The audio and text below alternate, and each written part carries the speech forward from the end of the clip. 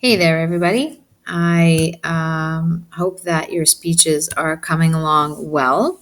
And I know that this week I've asked you to wrap them up, and you should be just at about the point where you are writing your conclusion.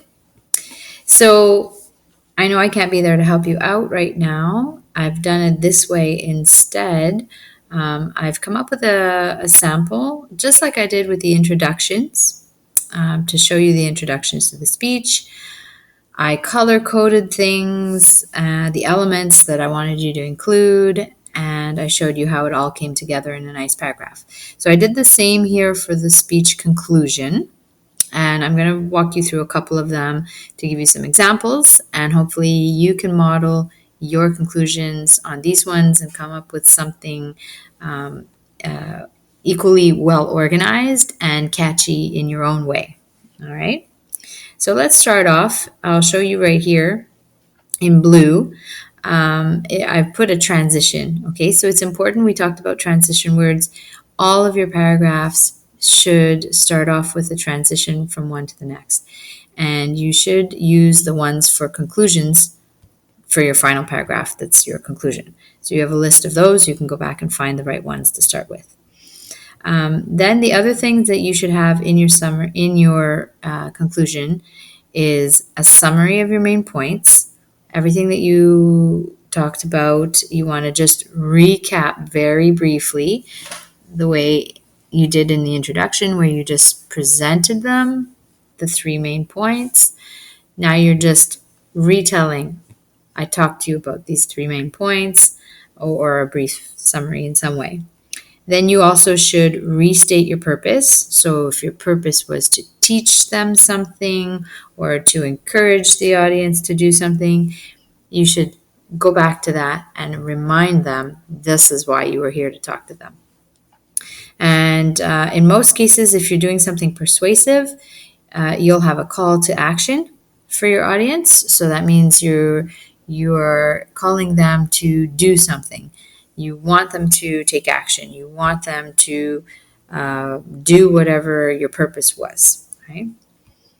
And then, of course, you should wrap it up with a nice ending line that leaves your audience remembering your speech. It leaves them thinking about your speech, and it has a lasting impact on them, okay? So what I did here is we had the introduction and I had the panda. Remember the panda speech? Well, here's the conclusion to the panda speech. And as you can see, I put in blue, there's the transition. This is a very simple one in conclusion, okay? And then I put in green the recap of the main points, okay?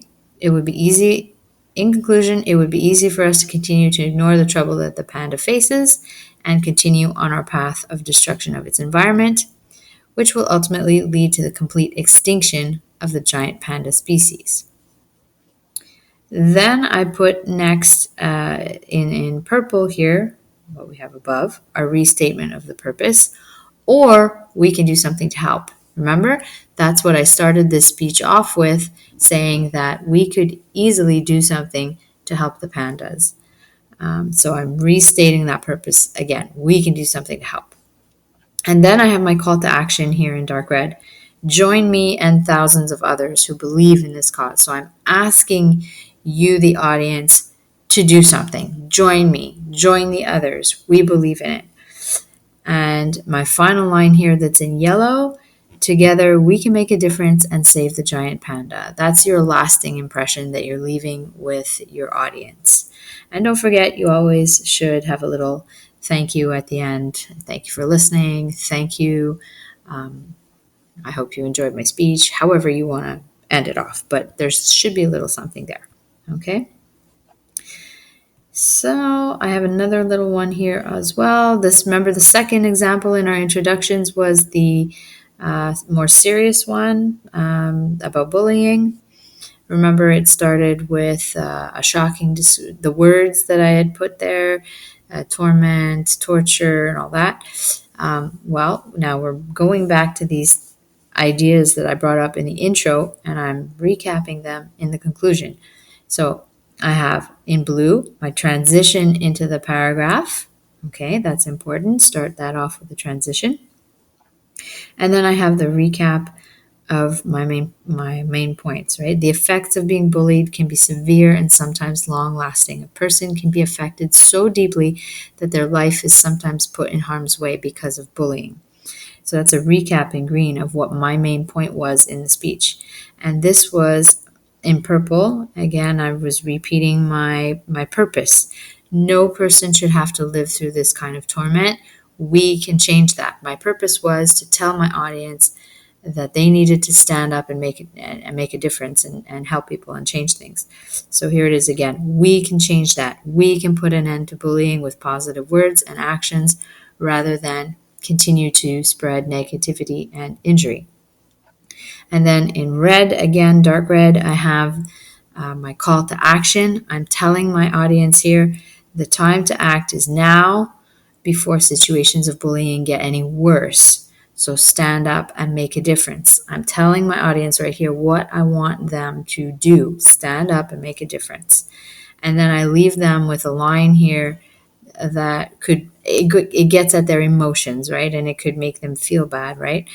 I leave them with the line that says, a person's life may depend on it.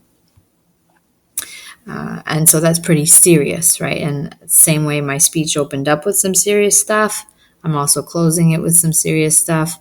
And it kind of wraps the whole thing up and it leaves my audience thinking about it. So those are two samples that you can model your conclusion on. There you go, both of them. That you have them here on Classroom. Refer to them whenever you need them, and make sure that you have the elements in your conclusion, right? One sentence isn't enough. You really have to put it together as a package. All of these elements, they go together, okay? So make sure you do all those things there, and that should wrap up your speech really nicely.